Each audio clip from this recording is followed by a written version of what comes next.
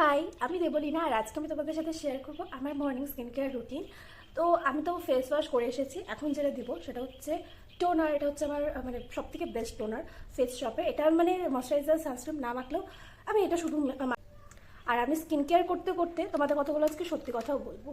আমার কাছে সব কিছু অ্যাভেলেবেল ছিল, তো আমি ভাবছি যে না, অ্যাভেলেবেল তো সব কিছুই আছে, তাও আমি এক্সট্রা করে আবার কিনে নিয়েছি বাই চান্স যদি শেষ হয়ে যায়, যেটা কোনোদিনও হবে না। তো বাই দ্য ওয়ে এখন 5 মিনিট হয়ে গেছে মোটামুটি। এখন আমি দিব হচ্ছে হাইফেনের সিরামটা, এটাও ভীষণ ভালো। এখন দিব হচ্ছে ময়শ্চারাইজার। হ্যাঁ, একটা জিনিস আছে যেটা আমি মাঝে মাঝে ইউজ করি, মানে একদিন পর পর দুদিন পর পর, বাট আমি করি, সেটা হচ্ছে এই ময়শ্চারাইজারটা। আমি জানি না, আমার মনে হয় যে সূর্যের যতটা না তেজ, তার থেকেও বেশি আমার তেজ। বিকজ আমি এই ঠাটা পড়া রোদের মধ্যে বেরোতে পারবো শুধু সানস্ক্রিন না মেখে আমি বেরোতে পারবো। বিকজ আমার ইচ্ছাই করে না স্কিন কেয়ার করতে। হ্যাঁ, আমি করি কোথাও যখন যাই, কোথাও যে মানে কোথাও প্ল্যান থাকে ঘুরতে যাওয়ার, বা কোথাও একটা 2-3 দিনের থাকার, বা রিসেন্ট আমি যেমন কয়েকদিন আগে কলকাতা থেকে ঘুরে আসছি, মেঘালয় থেকে ঘুরে আসছি, তার 1 সপ্তাহ আগে থেকে আমার মাথায় যে একটা ভূত চাপে স্কিন কেয়ারে, ও মাই গড। আমার খাওয়ারও এত টাইম থাকে না যতটা আমি স্কিন কেয়ার করি।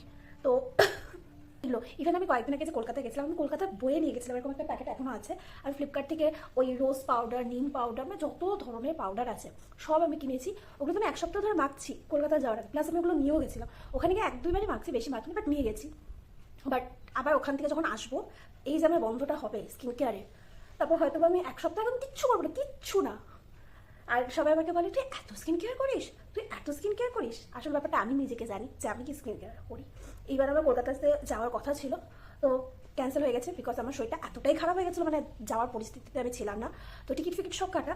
তো আরও মানে জ্বরটা আসছে আমার নিজেরই দোষে। 1 নম্বর তো আমি ভিজেছি, প্রচুর ভিজছি। তারপর হচ্ছে আমি সকালবেলা উঠে, আমি বলছিলাম স্কিন কেয়ারটা সকালবেলা ঘুম থেকে উঠতাম, উঠে আমি বরফ দিতাম আগে, হলো।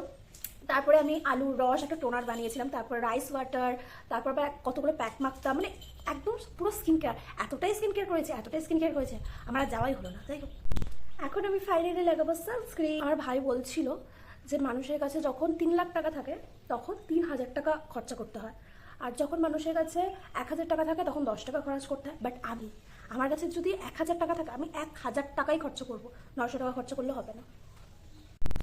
কারণ আমার মনে হয় যে আমি যদি 1,000 টাকাটা খরচা না করি, আর আমি যদি বাইরে বেরোই বা যে কোনো মুহূর্তে আমার যদি অ্যাক্সিডেন্ট হয়ে যায়, তখন ওই বাকি টাকাটা কে খরচা করবে? আমি কাউকে খরচা করতে দিব না। তো এই জন্য সবসময় বি পজিটিভ, ঠিক আছে? যখন যতটুকু টাকা আছে এটা একটা খরচা করে ফেলি, এই জন্য আমার কাছে টাকাই থাকে না। তো ফাইনালি আমার স্কিন কেয়ার কমপ্লিট। আমি সব কিছু আজকে দিয়েছি, শুধুমাত্র এই ভিডিওটা করার কারণ হচ্ছে এটাই, যাতে আমি দেখাতে পারি যে আমার কাছে এত কী জিনিস আছে, আর ইউজও করছি, যে আমার যাতে এগুলো ভিডিওর মাধ্যমে হলেও একটু একটু শেষ হয়, ঠিক আছে? তো এটাই ছিল skin care. Bye bye, next ভিডিওতে আবার দেখা হবে।